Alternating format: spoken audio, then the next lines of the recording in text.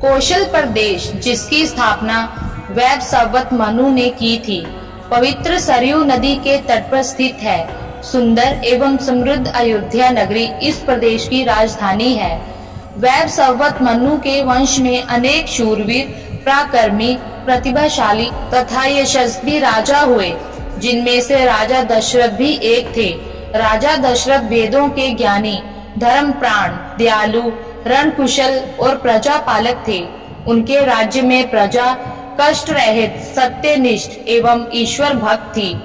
उनके राज्य में किसी के भी प्रति द्वेष भाव का सर्वथा अभाव था। एक दिन दर्पण में अपने कृष्ण वर्ण केशों के मध्य एक श्वेत रंग के केश को देखकर महाराज दशरथ विचार करने लगे कि अब मेरे यौवन के दिनों का अंत निकट है और अब तक मैं निसंतान हूँ। मेरा वंश आगे कैसे बढ़ेगा तथा किसी उत्तराधिकारी के अभाव में राज्य का क्या होगा।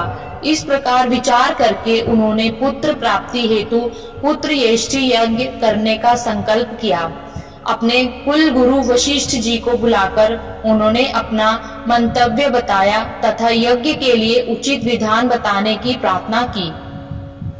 उनके विचारों को उचित तथा युक्ति युक्त जानकर गुरु वशिष्ठ जी बोले, हे राजन, पुत्र यष्टि यज्ञ करने से अवश्य ही आपकी मनोकामना पूर्ण होगी, ऐसा मेरा विश्वास है।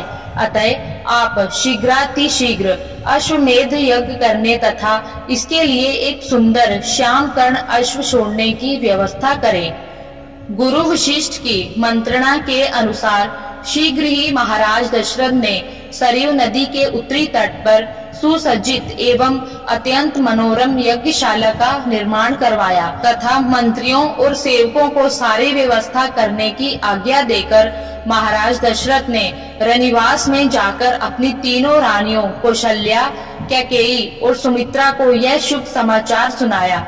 महाराज के वचनों को सुनकर सभी रानियां प्रसन्न हो गई।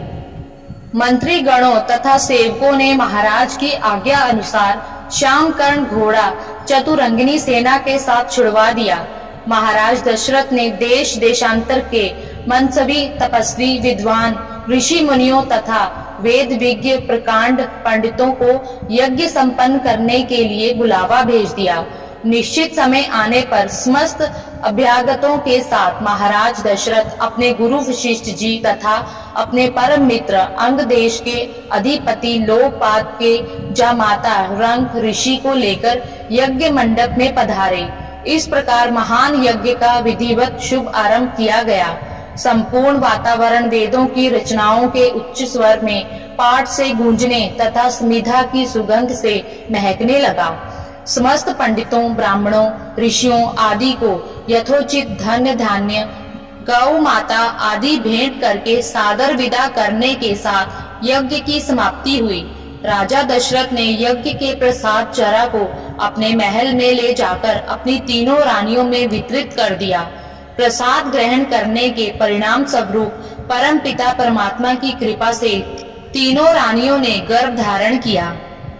जब चैत्र मास के शुक्ल पक्ष की नवमी तिथि को पुनर्वसु नक्षत्र में सूर्य, मंगल, शनि, बृहस्पति तथा शुक्र अपने अपने उच्च स्थानों में विराजमान थे, कर्क लगन का उदय होते ही महाराज दशरथ की बड़ी रानी कौशल्या के गर्भ से एक शिशु का जन्म हुआ, जो कि श्याम वर्ण, अत्यंत तेजोमय, परम कांतिवान तथा अद्भुत सौभाग्यशाली था। उस शिशु को देखने वाले ठगे से रह जाते थे। इसके पश्चात शुभ नक्षत्रों और शुभ घड़ी में महारानी कैकेयी ने एक तथा तीसरी रानी सुमित्रा के 2 तेजस्वी पुत्रों का जन्म हुआ। संपूर्ण राज्य में आनंद मनाया जाने लगा। महाराज के 4 पुत्रों के जन्म के उल्लास में गंधर्व गान करने लगे और अप्सराएं नृत्य करने लगी। देवता अपने विमानों में बैठकर पुष्प वर्षा करने लगे। महाराज ने उन्मुक्त हस्त से राजद्वार पर आए हुए भाट, चारण तथा आशीर्वाद देने वाले ब्राह्मणों और याचकों को दान दक्षिणा दी। पुरस्कार में प्रजाजनों को धन धान्य तथा दरबारियों को रत्न, आभूषण तथा उपाधियां प्रदान की गई। चारों पुत्रों का नामकरण संस्कार महर्षि वशिष्ठ के द्वारा कराया गया। तथा उनके नाम रामचंद्र, भरत, लक्ष्मण और शत्रुघ्न रखे गए। आयु बढ़ने के साथ ही साथ रामचंद्र गुणों में भी अपने भाइयों से आगे बढ़ने तथा प्रजा में अत्यंत लोकप्रिय होने लगे। उनमें अत्यंत विलक्षण प्रतिभा थी, जिसके परिणाम स्वरूप अल्पकाल में ही वे समस्त विषयों में पारंगत हो गए। उन्हें सभी प्रकार के अस्त्र शस्त्रों को चलाने तथा हाथी, घोड़े एवं सभी प्रकार के वाहनों की सवारी में उन्हें असाधारण निपुणता प्राप्त हो गई। वे निरंतर माता पिता और गुरुजनों की सेवा में लगे रहते थे। उनका अनुसरण शेष 3 भाई भी करते थे।